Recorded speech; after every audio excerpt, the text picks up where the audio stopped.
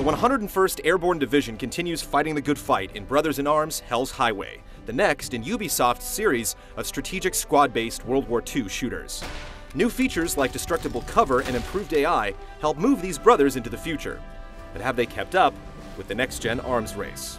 When do I get to drive? When the Army hands out tractors.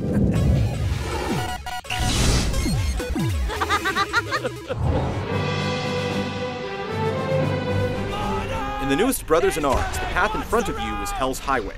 The historical backdrop is Operation Market Garden, an ambitious but ultimately flawed plan to cross the Rhine and plunge into the heart of Germany.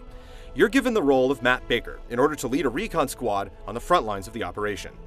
You'll need to have played the earlier games to get the full impact of the story. Still haunted by the deaths of comrades from past games, Baker presents the player with a troubled, reflective story that seeps into the gameplay experience as well as the cutscenes. Well-delivered lines and a serious, respectful tone give the storytelling some actual gravity, and you're likely to get something out of it. This is pretty rare in the medium. What is it that makes a great soldier? Is it his brain or his heart? Go, sir! Jasper, bring out the bazooka! Frankie! Hell's Highway hits a halfway point between being a strategy game and a shooter, with a first-person view and the ability to direct multiple squads on the battlefield from that same first-person perspective. The result is a game with a more strategic pace that rewards thinking things through and discourages charging ahead guns blazing. Circles appear over enemies, changing from red to gray as they take fire from your squads. A full gray circle means an enemy has been suppressed and it's safe to move, while a full red circle means the enemy is ready for you to stick your head out so they can blow it off. Paying attention to this system is important, and the overall design emphasizes the need to suppress and then flank your enemies, but crack shots are still able to drop enemies with headshots. The game actually describes each firefight as a combat puzzle, turning each one into basically a set challenge you have to overcome before moving on to the next. You have some degree of freedom in how you take on each battle, but for the most part, it's a linear experience with set enemy positions and cramped areas. At set points, the game breaks off into solo play, isolating you from your squads for a more traditional experience, sniper sequence, or tank power trip. While different, these sequences aren't as well executed as the core gameplay. The single-player campaign is the obvious focus of Hell's Highway, but online multiplayer is also a part of the package.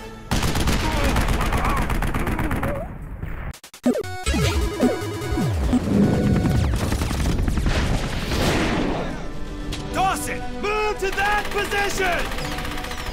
The word strategic definitely needs to be emphasized with Brothers in Arms, and patience is as essential to your success as ammunition.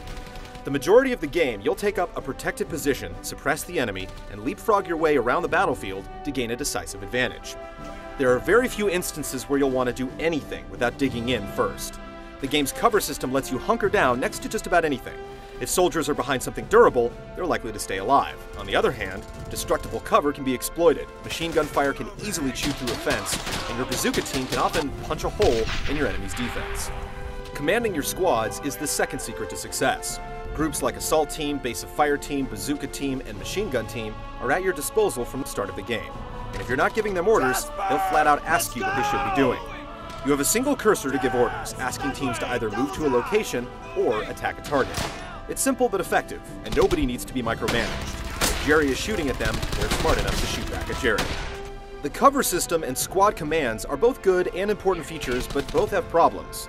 Trying to dig in at some locations results in awkward deaths, and digging in at the wrong spot can completely obscure your view when you pop up to take a shot. And while your squad is generally pretty bright, they'll occasionally run right in front of enemy fire or try to take cover on the wrong side of a wall. As the leader of your unit, it's up to you to pick up the slack.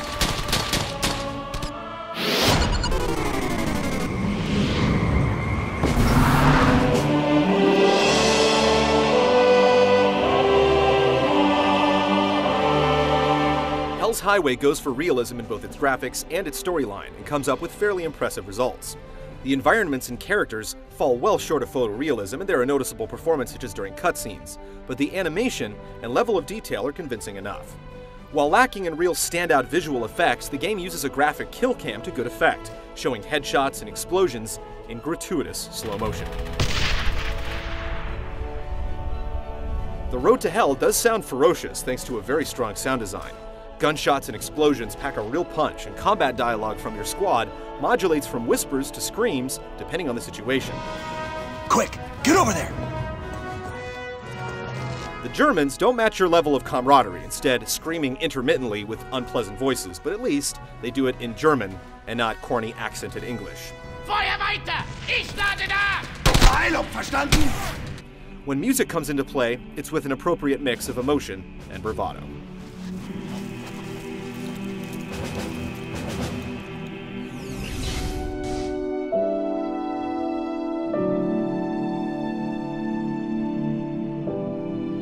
Hell's Highway is a polished, coherent experience that, despite a few setbacks, remains engaging with interesting mechanics and compelling gameplay. It's also easy to appreciate the respect and authenticity of the game's approach. If you're willing to dig in and weather the difficulty, the journey down this most dreaded road is one worth taking.